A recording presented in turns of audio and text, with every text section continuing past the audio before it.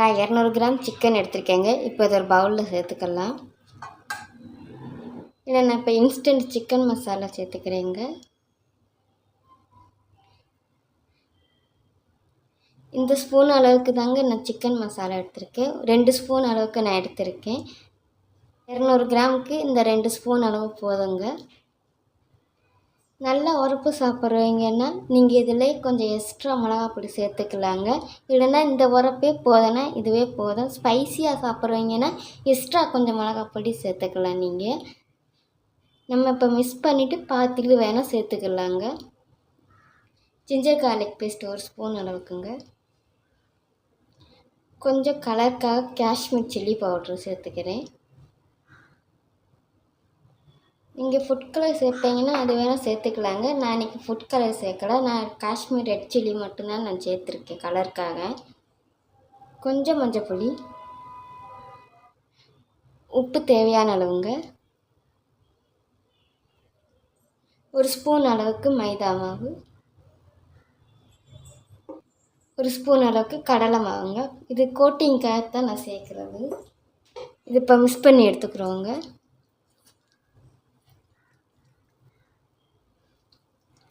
முதல்ல நம்ம சிக்கனில் இருக்கிற ஈரப்பதத்தில் இந்த மசாலாவை பரட்டி எடுத்துக்கிறோங்க. அதுக்கப்புறம் தேவைன்னா தண்ணி தெளித்தா போதுங்க.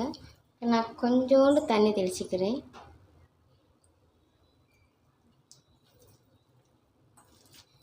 இப்போ நம்ம இதில் உப்பு உரப்பெல்லாம் கரெக்டாக இருக்கான்னு பார்த்துக்குறோங்க. நான் சொன்ன மாதிரி உப்பு உரப்பு எனக்கு கரெக்டாக இருக்குங்க. எக்ஸ்ட்ரா ஸ்பைசி சாப்பிட்றவங்கன்னா கொஞ்சம் மிளகாப்பொடி சேர்த்துக்கோங்க. 1/2 ஸ்பூனு 1/4 ஸ்பூன் அளவுக்கு மிளகாப்பொடி சேர்த்தா போதுங்க. எனக்கு இதில் உப்பு உரப்பு எல்லாம் கரெக்டாக இருக்குது. அப்போ அதனால் நான் சேர்க்கலை. இப்போ இது ஒரு 1/2 மணி நேரம் இருக்கட்டும். 1/2 மணி நேரத்துக்கு அப்புறம் நம்ம ஃப்ரை பண்ணி எடுத்துக்கிடுவோங்க. இது ஒரு 1/2 மணி நேரம் இருக்கட்டும். இப்போ 1/2 மணி நேரம் ஆயிடுச்சுங்க. இப்போ ஃப்ரை பண்ணிக்கிறலாம். நான் எண்ணெய் ஏற்கனவே காய வச்சுருக்கேன். இப்போ இதில் சிக்கனை போட்டுக்கிடுவோம்.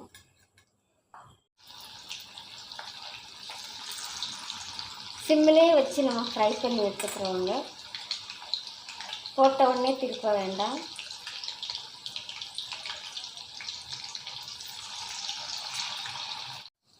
இப்போ ஒரு 5 நிமிஷம் ஆயிடுச்சுங்க. திருப்பி கொடுத்துக்கிறோம் நம்ம.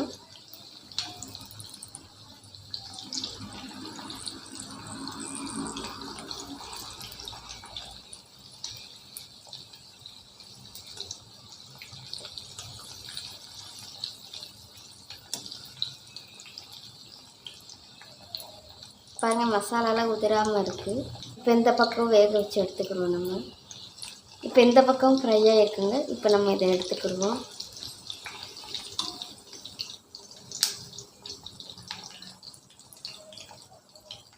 பாருங்கள் மசாலா ஒன்றுமே உதிராமல் இருக்குது.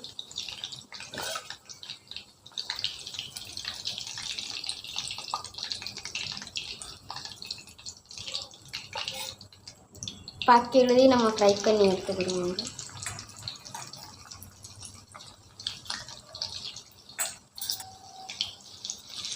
இப்போ சிக்கன் எல்லாம் ஃப்ரை பண்ணி எடுத்தாச்சுங்க. இப்போ இதுக்கு நம்ம ஒரு தாளிப்பு கொடுத்துக்கலாம். இப்போ பேன் சூடாகிடுச்சுங்க. இல்லை இப்போ நான் கொஞ்சம் எண்ணெய் சேர்த்துக்கிறேன். சிக்கன் ஃப்ரை பண்ண எண்ணெய் தான் நான் சேர்க்குறதில்ல. கொஞ்சம் கடுகு சேர்த்துக்கிறேன். கொஞ்சம் சோம்பு, 2 வத்தல் சேர்த்துக்கிறேங்க. நான் உள்ளக்க இருக்கிற விதையை எடுத்துகிட்டு வெளியே இருக்கிற அந்த வத்தலோட இது மட்டும்தான் நான் சேர்க்குறேன். வத்தலோட விதையோடு போடும்போது கொஞ்சம் உரப்பு ஜாஸ்தியாக இருக்குது. அப்போனால் நான் உள்ளக்க இருக்கிற விதையை எடுத்துகிட்டு நான் சேர்த்துக்கிறேன். கொஞ்சம் கறிவேப்பிலை கொஞ்சம் எக்ஸ்ட்ராவே சேர்த்துக்கோங்க.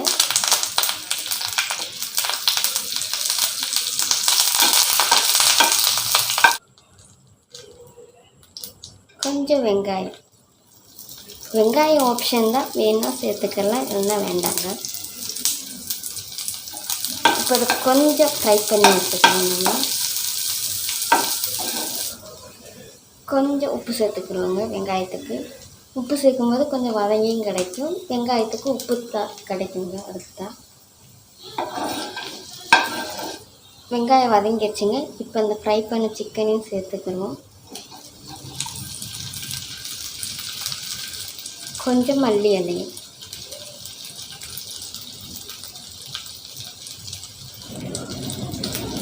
இப்போ மிக்ஸ் பண்ணி கொடுத்துக்கலாங்க.